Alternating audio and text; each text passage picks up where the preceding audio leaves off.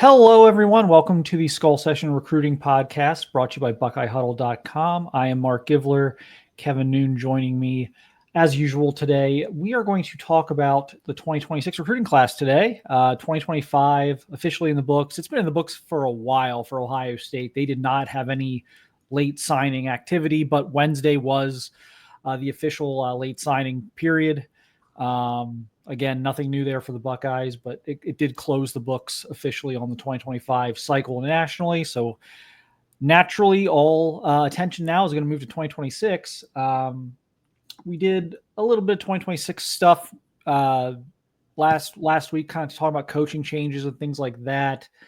I'm not going to get too much into the coaching changes yet, just because they actually haven't really been officially introduced, and the communication with recruits is kind of in limbo right now. So we will address maybe some new developments from the new coaching changes here, probably in an upcoming episode here in the next few weeks. What we can talk about though are the biggest needs for Ohio State in 2026. Obviously, you're going to hit every position in a recruiting cycle. You're going to bring in something generally, but some positions are more important than others in a given recruiting class, just based on talent on the roster, numbers on the roster, etc. So we're going to talk about really three of the biggest needs for Ohio State here in the 2026 recruiting class. And we might as well just rip the Band-Aid off and start with the one that seems to give everyone the most angst, and that's offensive line recruiting. Offensive line is going to be very important again. Tyler Bowen now in as offensive line coach. So first of all, we're going to need to wait and see, does he have any different evaluations? Are there guys there's probably going to be some guys he brings to the table in terms of new offers or wanting the input of the coaching staff, Ryan Day especially, to sign off on. So there's going to be probably some new names that he was looking at, but I wouldn't expect them to drop the in-state guys, especially the Ohio guys they're recruiting. Those have been guys that Ryan Day's been establishing relationships with over the past year and are going to be a big part of this offensive line class for Ohio State. If the Buckeyes want to sign a really good offensive line class, there's going to have to be a few Ohio guys in it. So, Kevin, as you kind of look at things, they haven't really hit their number very often over the last few years. They've had to go to the portal a lot. Like, how big of a need is this, in your mind? And do you have a number in mind of what you would like to see them bring in?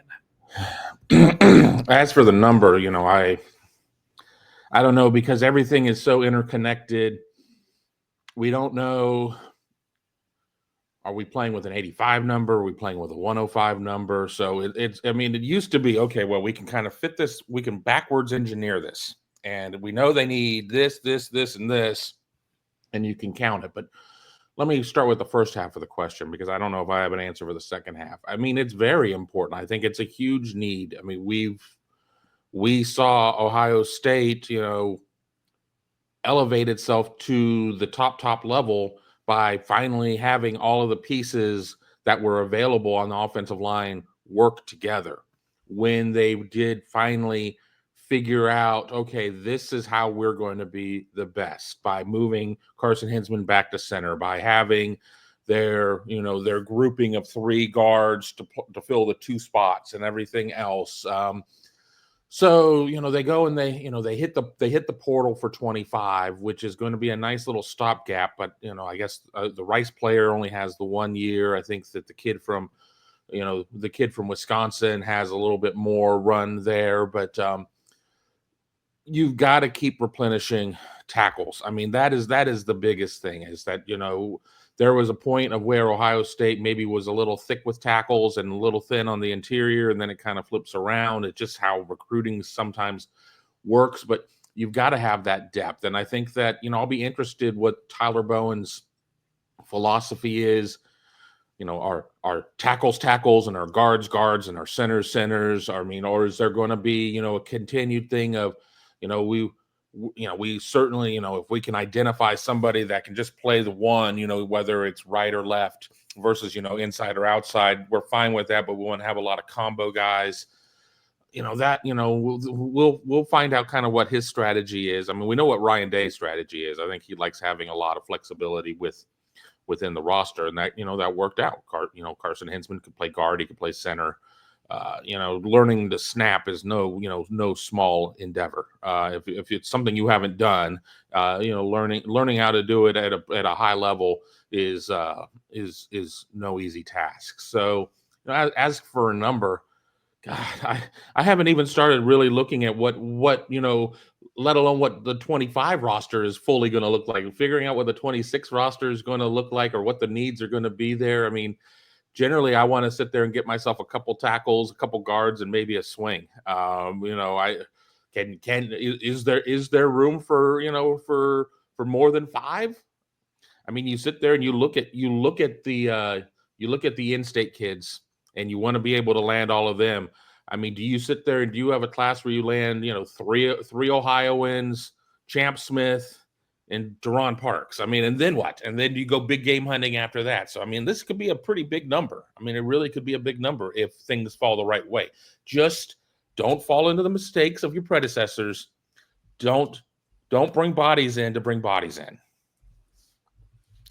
Yeah. I'm looking at the numbers here. They only brought in 3 in 2025, which is a low number for offensive line. Obviously, Carter Lowe, a tremendous offensive tackle prospect from Toledo. Jay Cook, looking like their future center out of Westerville. And then Javon McFadden from Maryland, who is considered kind of a swing guy. He's got more of a guard body, but he's got a pretty good, pretty long reach. So they're thinking he might be able to be a swing player.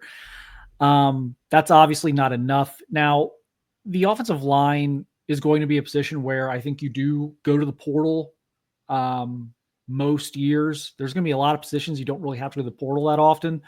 I think offensive line is probably one you will. State the obvious, there's 5 starters on the offensive line. So there's just more offensive line starting positions than there are other position groups. So you're going to have more bodies in that room than in other rooms. But also it's for me, and I think for most people, it's the toughest position to evaluate from high school to college. Now, I think college to pro is probably a different story. It's probably quarterback, honestly, from college to pro. But from high school to college, I think just about everyone will tell you offensive line is probably the hardest to project. So you're going to have a higher percentage of misses than you would at running back or wide receiver or something like that. So you're going to probably have to go to the portal every year for at least like one guy. You hope you don't have to do it for like 2 starters like they had to kind of do this year, or 2 guys you project to be starters.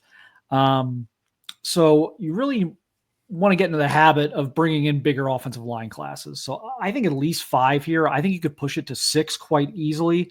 I mean, realistically, with the roster limits now, you could even push it to 7. I don't think they want to do that. I don't know that it helps your roster spacing to bring in 7 in a single class, only to watch 2 or 3 of them leave after a year anyway. But I think 5 is probably a safe number. And again, I would think about 6. And like they've got the 3 offers out in Ohio right now, the 3 uncommitted players in Ohio, Sam Greer, Max Riley, Adam Guthrie. You've also got Ben Congdon they're looking at, who's kind of blown up here as a tackle prospect, who's I think he's in the 20s now in offers. He's gotten some big offers. So you're going to have to, one of Tyler Bowen, I think first big things will be evaluating that. I think another thing we have to ask ourselves with Tyler Bowen, what's he going to do about Will Conroy, the St. Ignatius center, transferred to IMG, committed elsewhere.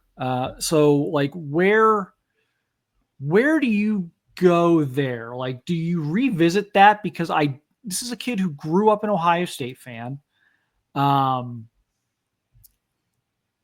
I felt he started the process wanting to be a Buckeye. I don't feel that for whatever reason, him and Justin Fry really connected well. Now, does that mean Ohio State's just okay with that and just letting Will Conroy go somewhere else and not be in this class? And he's committed to Oklahoma right now, and do you just let that happen, or is this something that you try and revisit? And maybe a new offensive line coach gives you a fresh start with Will Conroy, if that's someone you're truly interested in bringing into the class. So I think that those are 2 interesting in-state items right away. The other thing we need to assume is that Tyler Bowen's going to be bringing some new names to the table for discussion. His targets are not going to be the exact same targets that Justin Fry's were. And so he might have an in on somebody else. He may have an evaluation on somebody else that's maybe not even a highly rated guy, but he may, be able to pound the table for one or two of his guys that he's been recruiting. Now, they have offered, I'm looking at Virginia Tech's offer list right now. He has offered a ton of players. I'm going to probably take Will Conroy. He did offer Will Conroy, ironically, yes. But there's at least an evaluation there. I mean, there's right. He's also offered Max Riley. He's also offered Duron Parks, Manny Iannacho, maybe the number one tackle in the country. Another name out there, a Virginia kid, Darius Gray, who a lot of people think may go to South Carolina. He's a top 35 type of player. He's visited Virginia Tech multiple times. So there's going to be some sleuthing going on to see who was coveted. I mean, yes, there's the proximity thing to Blacksburg and everything else, but still. Yeah, I do think Darius Gray is an interesting one because that's a kid that Ohio State did recruit and just didn't make the cut for. So you wonder, okay, does that change? But yeah, so he's offered Sam Greer, he's offered Riley, so he's offered Adam Guthrie. So he offered a lot of these kids from Ohio while at Virginia Tech. So that'll be interesting to see. Again, Duron Parks, Manny Iannacho, does he give them either an in with either of those guys that would enhance their ability to get those guys, or at least keep things status quo there?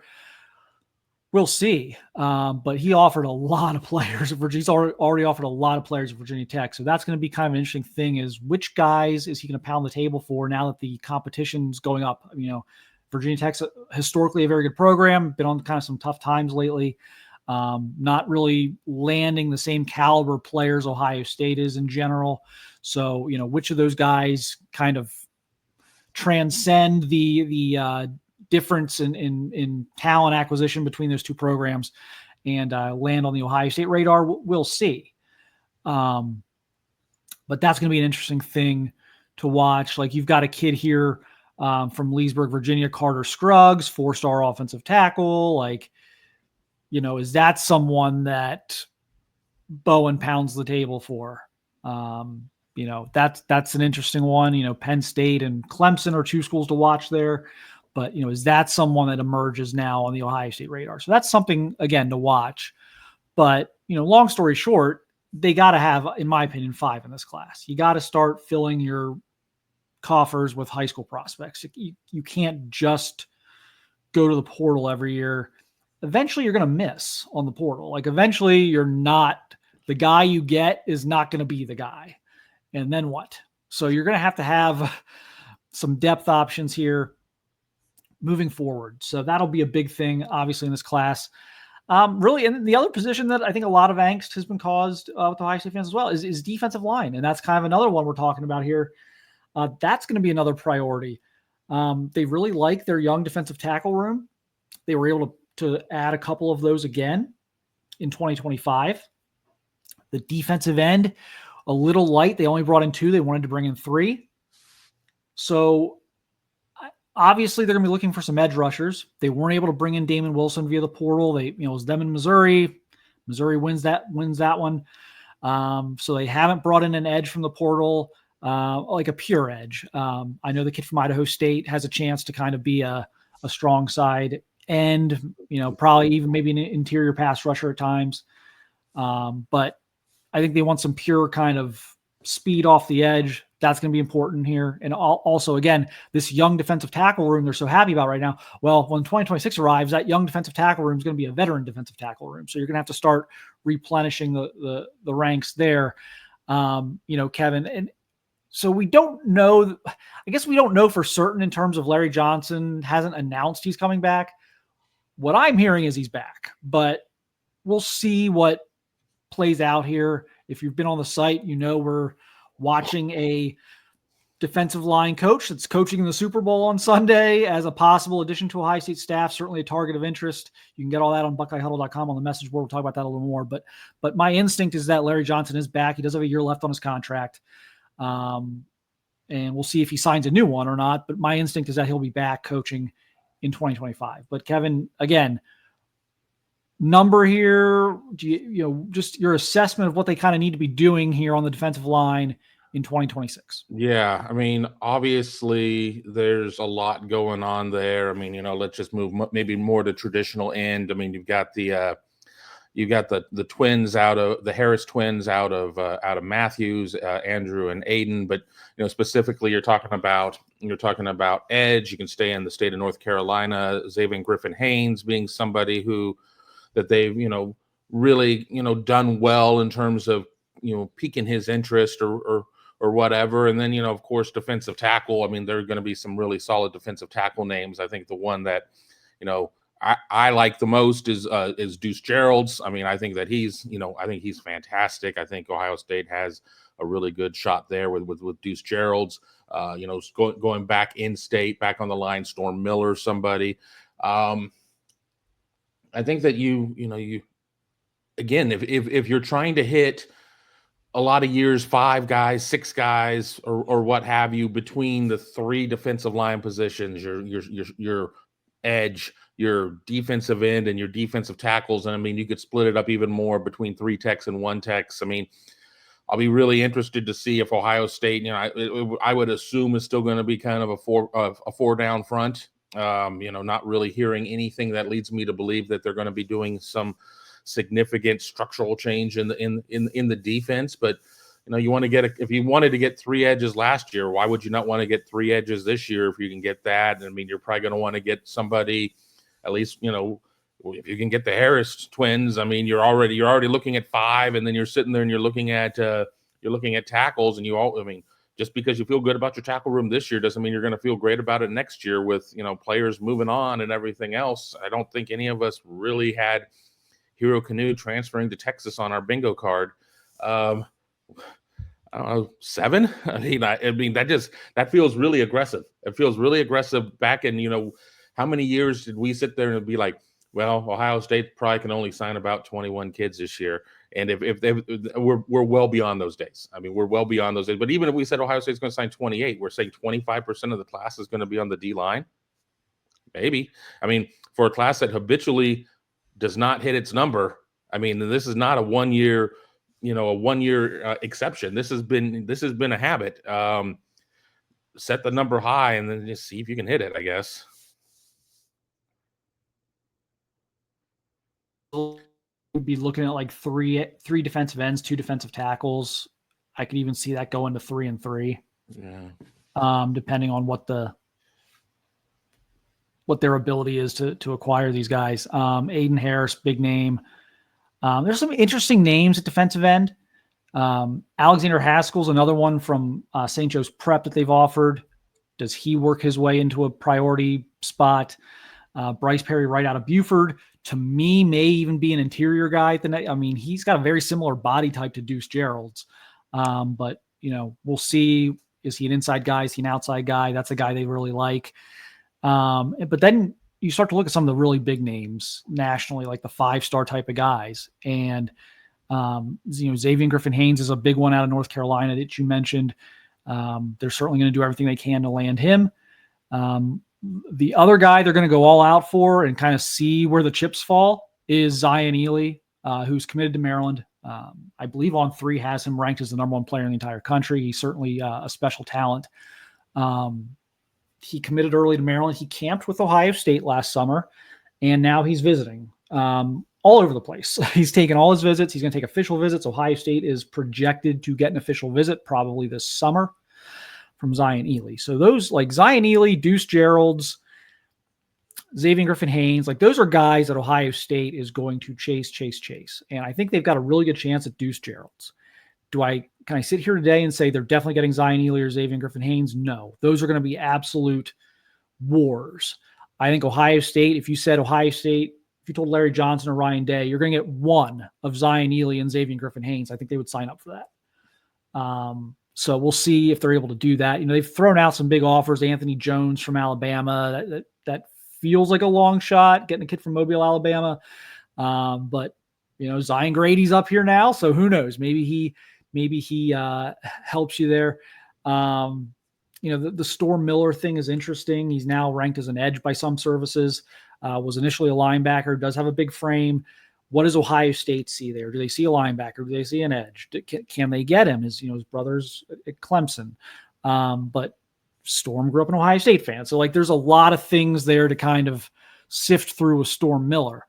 But, and I know no one wants to hear this because you've kind of heard this the last few years. It's not like Ohio State hasn't gotten good players. Like Edric Houston was a huge pickup. They've been able to land some really big name guys, but they haven't landed them maybe in the quantity that Ohio State fans have wanted. But so I'm not trying to like give anyone PTSD here, but once again, the list of potential targets looks very good as we sit here, a month or so away from the dead period ending and getting into spring football and visits and everything else. The target list is impressive, but they've got to find a way to close more of these deals.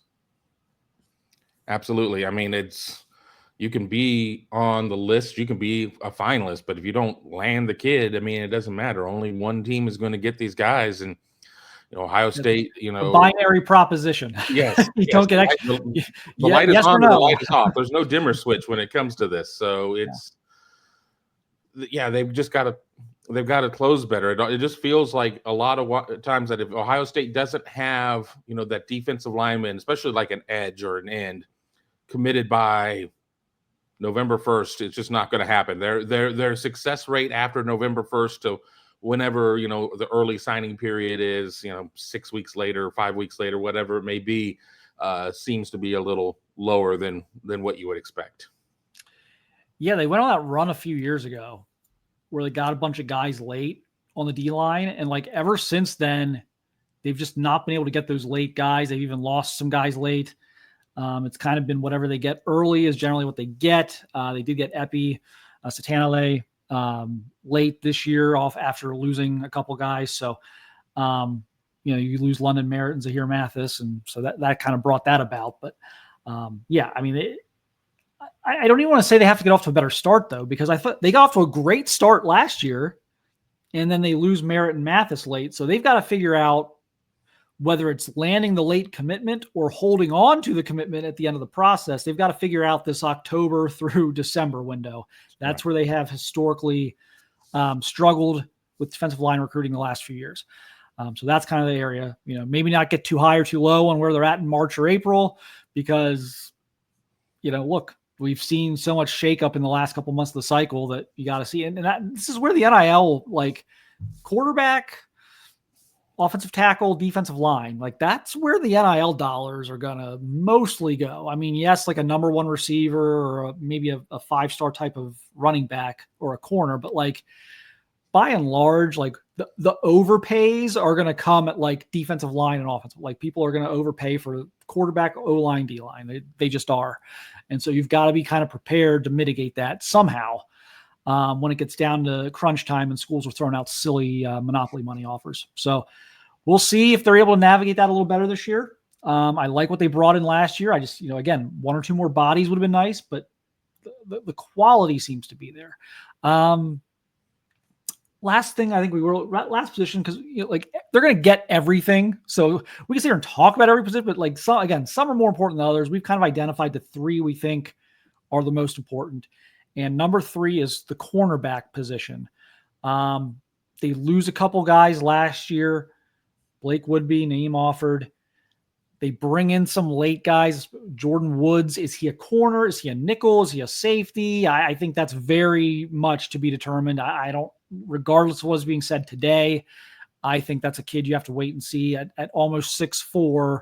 Like, where is his body going to take him? So, obviously, Devin Sanchez is as good as it gets as a high school recruit. But if he's as good as we all think he is, that's a 3 and done. Like, you've got Jermaine Matthews is actually draft eligible after this year. They get a nice little boost. Davidson Benosin comes back, but he's gone after this coming year. So when these 26s get on campus, like it's time flies. Like when these 26s get on campus, Aaron Scott and Bryce West will be going into draft eligible seasons. Put that into perspective for a minute. That's how fast this thing moves. So you got to replenish the ranks here. So I think corner is a very important spot in this cycle, Kevin. Yeah, and there was an interesting conundrum in the state of Ohio when you have guys like Albert Hill, and you have guys like you have Vic Singleton, who ended up going to Illinois, or at least that's where he's committed at this point. Ohio State already has a commitment from Jacob Weatherspoon. How you're generally playing two corners. I mean, Ohio State's safety-driven system really has turned into a cornerback-driven system, with the nickel being a corner now, with Jordan Hancock, most recently occupying that position. You want to sit there and you need to replenish at corner, but you got to find a way to be like, okay, this is, you're not looking at being in a room with like seven other dudes. This is your path. You've got one guy that's ahead of you right now, and he's 2 years ahead of you on the depth chart. So the depth chart isn't eating you up at this point. And I'm not going to go against Tim Walton in his recruiting, because I just kind of give him, I should probably split the credit a little bit more in terms of secondary recruiting, because there's more than just Tim Walton. But Tim Walton just seems to be the hot defensive name for Ohio State in terms of being the big recruiter. No disrespect to any other coach. Yeah, and like they've offered fewer than 10 corners right now.